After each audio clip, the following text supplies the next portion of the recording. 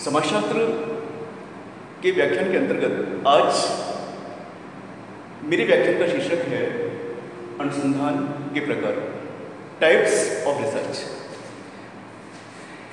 इससे पहले वाले मैंने अपने व्याख्यान में अनुसंधान का अर्थ बताया था कि अनुसंधान का तात्पर्य खोज से होता है, और जब यही खोज किसी सामाजिक घटना की जाती है या सामाजिक घटना के किसी पहलू की जाती है, घटना के कार्य और कारणों को ज्ञात किया जाता है, कार्य कारण संबंधों की विवेचना की जाती है, और इस प्रकार अंत में उस घटना के बारे में एक नियम प्रतिपादित किया जाता है, अर्थात सामान्यीकरण किया जाता है, तो उसे हम सामाजिक अनुसंधान कहते हैं। इससे पिछले वाले मैंने अपने व्याख्यान में अनुसंधान के विभिन्न प्रकार बताए थे। मैंने पुनः लिखा हुआ है बेसिक रिसर्च, जिसे हम हिंदी में मौलिक अथवा आधारभूत अनुसंधान कहते हैं। एप्लाइड रिसर्च, हिंदी में व्यावहारिक अनुसंधान कहते हैं। हिस्टोरिकल रिसर्च, ऐतिहासिक अनुसंधान। एम्पिरिकल रिसर्च, अनुभविक अनुसंधान। एक्सप्लेनेटरी रिसर्च, व्याख्यात्मक अनुसंधान। एक्सपेरिमेंटल रिसर्च, प्रयोगात्मक अनुसंधान। डिस्क्रिप्टिव रिसर्च, वर्णनात्मक अनुसंधान। और एक्सप्लोरेटरी, अन्वेषणात्मक अनुसंधान। ये अनुसंधान के विभिन्न प्रकार मैंने इससे पिछले वाले व्याख्यान में बताए थे। इनमें से प्रत्येक प्रकार अपने आप में महत्वपूर्ण है,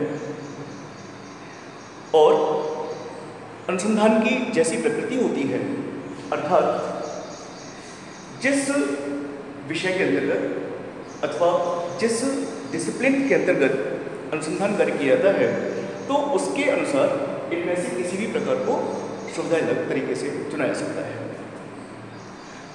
तो सीधी सी बात यह है कि अनुसंधान का प्रत्येक प्रकार, each of the types of research is important in itself, it's legitimate in itself, and can be adopted, can be used in accordance with the nature of research. आज मैं अनुसंधान के पहले प्रकार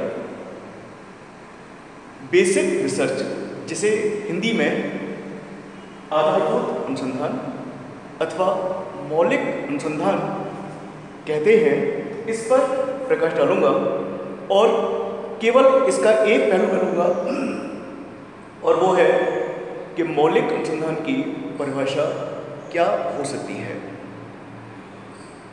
मौलिक अनुसंधान जैसा नाम से ही पता है, मौलिक मीन्स बेसिक, ओरिजिनल, फंडामेंटल। ये रिसर्च ओरिजिनल होती है, फंडामेंटल होती है, बेसिक होती है, और इस रिसर्च के बारे में हमारे पास जितनी परिभाषाएं हैं, उनमें से मैंने केवल 2 परिभाषा सम्मिलित की हैं व्याख्यान के लिए। पहली परिभाषा जो बहुत महत्वपूर्ण है, वह है राष्ट्रीय विज्ञान संस्थान के द्वारा दी गई परिभाषा, और दूसरी परिभाषा है हेरिंग के द्वारा दी गई परिभाषा। राष्ट्रीय विज्ञान अनुसंधान या राष्ट्रीय विज्ञान संस्थान अमेरिका ने बेसिक रिसर्च के बारे में जो कहा है, उसका हिंदी भावार्थ कुछ प्रकार है। आधारभूत अथवा विशुद्ध शोध में ज्ञान के विकास के लिए किए गए ऐसे मौलिक अन्वेषणों को सम्मिलित किया जा जाता है, जिनका विशिष्ट उद्देश्य अन्वेषण करने वाले प्रतिष्ठानों या संगठन की समस्याओं के उत्तर देना नहीं होता। हम इसकी समीक्षा करेंगे। आधारभूत अथवा विशुद्ध शोध। राष्ट्रीय विज्ञान संस्थान अमेरिका बेसिक रिसर्च को आधारभूत और विशुद्ध शोध मानता है। इस शोध में ज्ञान के विकास के लिए किए गए मौलिक अन्वेषणों को सम्मिलित किया जाता है।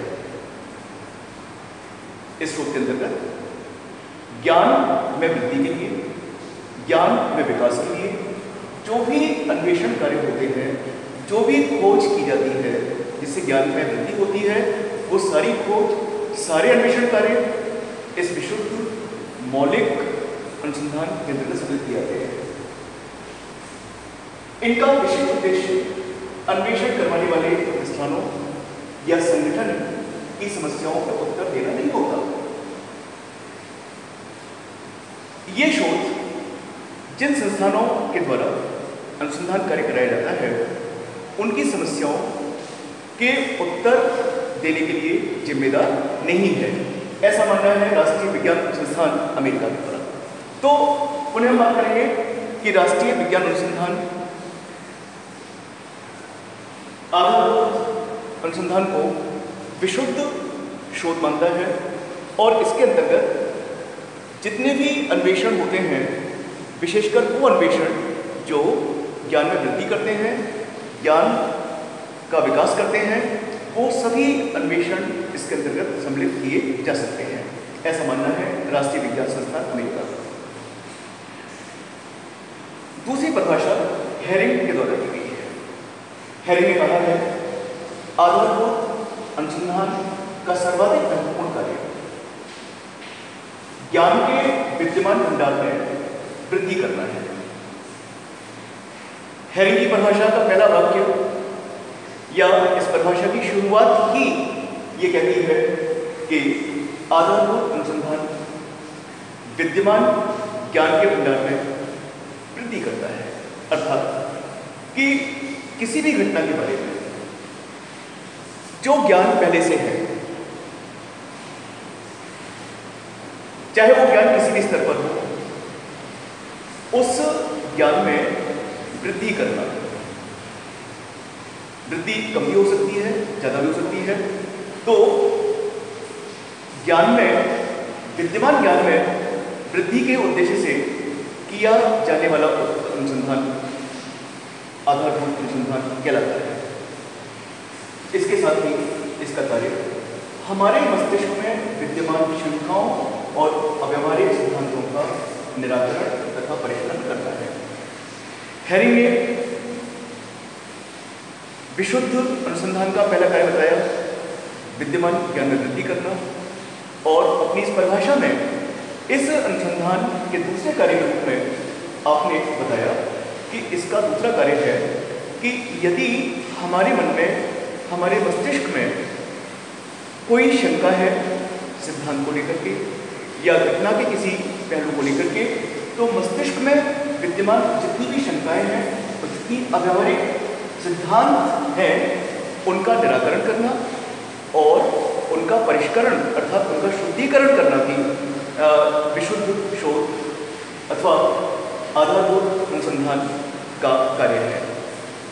तो इस प्रकार हम कह सकते हैं कि आधारभूत अनुसंधान का एक महत्वपूर्ण प्रकार है जो विद्यमान ज्ञान में वृद्धि करता है और जो शंकाओं का निराकरण करता है, सिद्धांतों की अव्यावहारिकता संबंधी जितनी भी शंकाएं हैं उनको दूर करता है और साथ में सिद्धांतों का परिष्करण भी करता है, विचारों का परिष्करण करता है। तो इस प्रकार से ये अनुसंधान बहुत ही महत्वपूर्ण अनुसंधान है। धन्यवाद।